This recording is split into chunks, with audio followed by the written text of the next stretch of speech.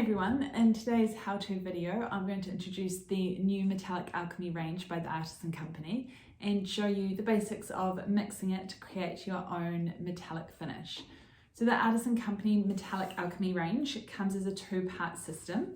You've got the Illuminator and then you have the metallic concentrates. So they come in a variety of colours including pewter, we've got copper rose, we've got indigold and silver here as well today, but there are more colours.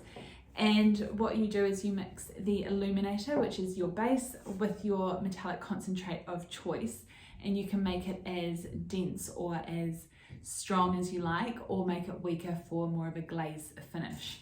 So I'm going to show you the basics, I'll show you the tools that you need and how to make a strong paint colour, probably using the indigold colour today. So firstly, I'll talk about the tools that you need. So obviously you need your Illuminator and then your metallic concentrate of choice. Then what you will need is something to mix it on. I'm going to use a piece of baking paper.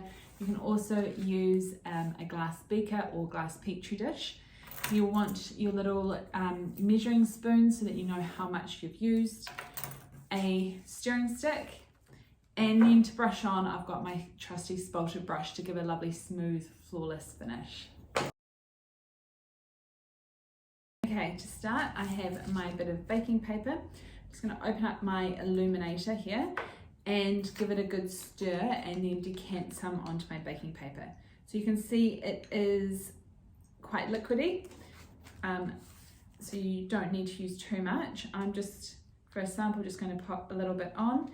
And then a big tip, because this does dry very hard, is to wipe the rim of your jar so that when you go to use it next, the lid comes off nice and easily. So, got my Illuminator. Now I've got my metallic concentrate. So this is indigold. You always want to give them a good shake first, just to disperse all of the pigments. And then when you open it, this is beautiful and full.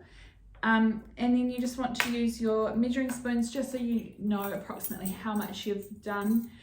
So if you need to make more up in the future, you can. So I'm just going to put a little bit on here and start like that. I can always add more if I need to. So you just want to, with your stirring stick, the flat of it, and I will do a close up, you want to stir it really well so that it's all fully mixed in. You don't want to miss any of those little pigments, and as it mixes you'll see it really coming together and it'll be ready for you to use.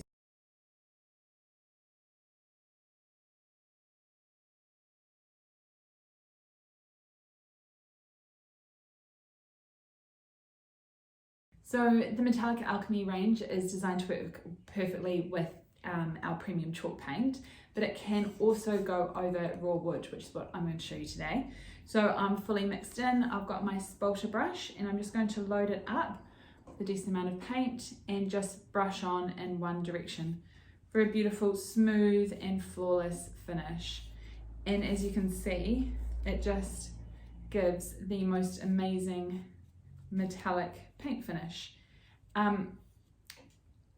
And that's it. So you just do it for coverage. See, that's given a perfect finish, so I wouldn't need to do any more. If I was doing this outside, I would add a top coat of lacquer, but for inside, you don't need to do anything like that.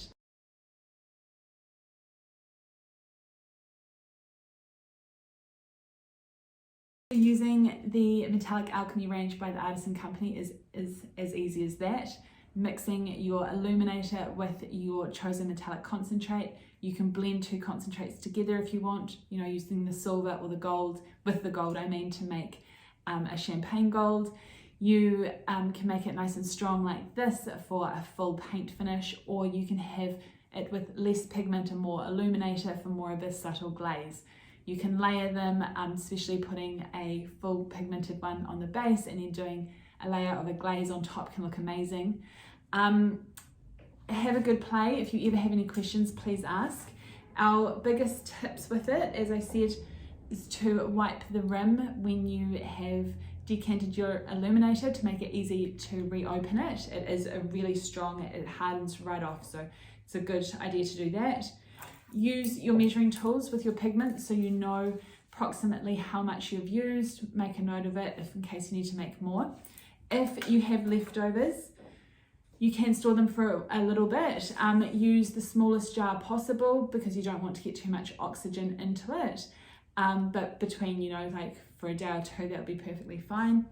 And then when you've finished with your brush, go wash it with some warm water and a gentle soap straight away so that it keeps your bristles nice and soft as it is. As I said, it dries really hard. So that's a good way to keep your beautiful spalter brush nice and clean. I hope you have fun with this product, and as I said, if you have any questions, please get in touch.